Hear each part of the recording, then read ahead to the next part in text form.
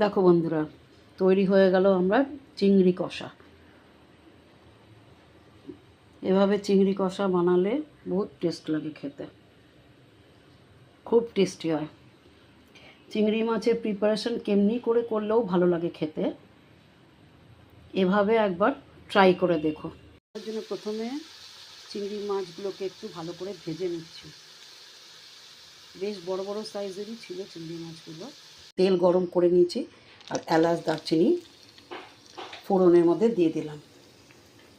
আর তারপরে পেঁয়াজ, রসুন, আদা, কাঁচা লঙ্কা সব করে রেখেছিলাম।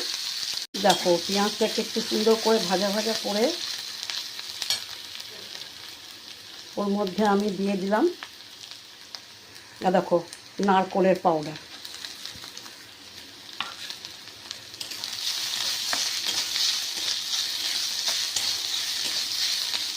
এর মধ্যে দিয়ে দিলাম নুন, হলুদ, লঙ্কার গুঁড়ো আর চিনি।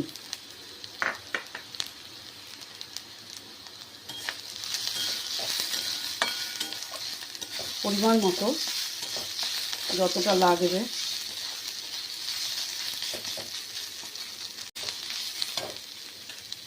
তারপর আমি দিয়ে দিলাম টমেটোগুলো।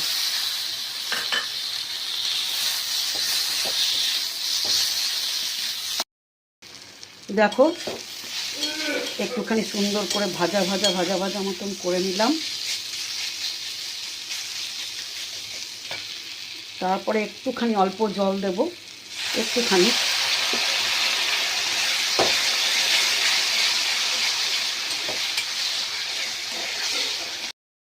দেখো যখন একটু তেল ছাড়া ছাড়া মতন হয়ে আসবে তখন দিয়ে দেবো একটু জল, অবশ্যই গরম জল।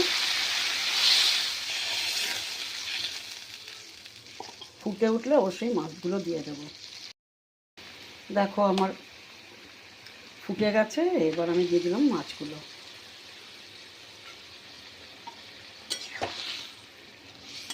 এবার সুন্দর মাখা মাখা করে নামাবো। সব থেকে শেষে একটু ঘি আর গরম মশলা দিয়ে নামিয়ে দেবো।